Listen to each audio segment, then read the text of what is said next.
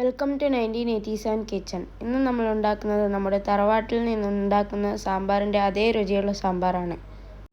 ഇതിനായി സാമ്പാറിന് അരിഞ്ഞു വെച്ച കഷ്ണങ്ങളും പരിപ്പും കുക്കറിൽ വേവിക്കാൻ വെക്കുക. ഇതിലേക്ക് ഉപ്പും മഞ്ഞൾപ്പൊടിയും ചേർക്കുക. അതിലേക്ക് ആവശ്യമായ വെള്ളം ചേർക്കുക. ശേഷം ആവശ്യമായ മുളക് പൊടിയും മല്ലിപ്പൊടിയും കുരുമുളക് പൊടിയും 2 ടേബിൾ സ്പൂൺ സാമ്പാർ പൗഡറും ചേർക്കുക. ഇതിലേക്ക് നല്ല ജീരകവും ചേർക്കുക.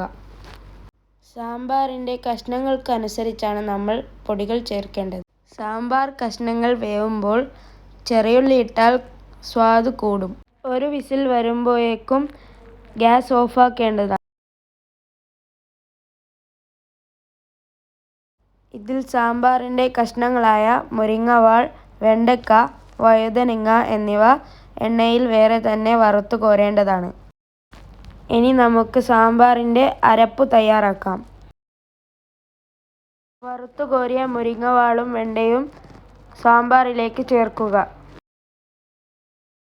നല്ല ചൂടുള്ള ചീനച്ചട്ടിയിൽ വെളിച്ചെണ്ണ ഒഴിച്ച് അതിലേക്ക് ഒരു മുറി തേങ്ങയും അതിലേക്ക് ചെറിയുള്ളി, വെളുത്തുള്ളി, കറിവേപ്പില, നല്ല ജീരകം എന്നിവ ചേർത്ത് മൂപ്പിച്ചെടുക്കുക.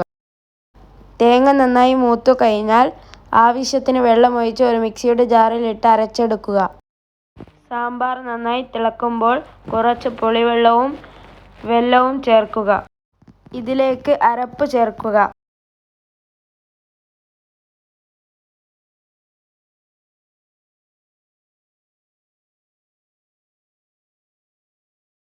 സാമ്പാർ നന്നായി തിളക്കുമ്പോൾ നമുക്ക് സാമ്പാറിൻ്റെ വറവ് തയ്യാറാക്കാം. അതിനായി വെളിച്ചെണ്ണ ഒഴിച്ച് കടുകും ഉലുവയും പൊട്ടിക്കുക. അതിലേക്ക് കറിവേപ്പിലയും ചുവന്ന മുളകും ചേർക്കുക. ഇത് സാമ്പാറിലേക്ക് ചേർത്ത് ഇളക്കുക. സ്വാദിഷ്ടമായ സാമ്പാർ തയ്യാർ.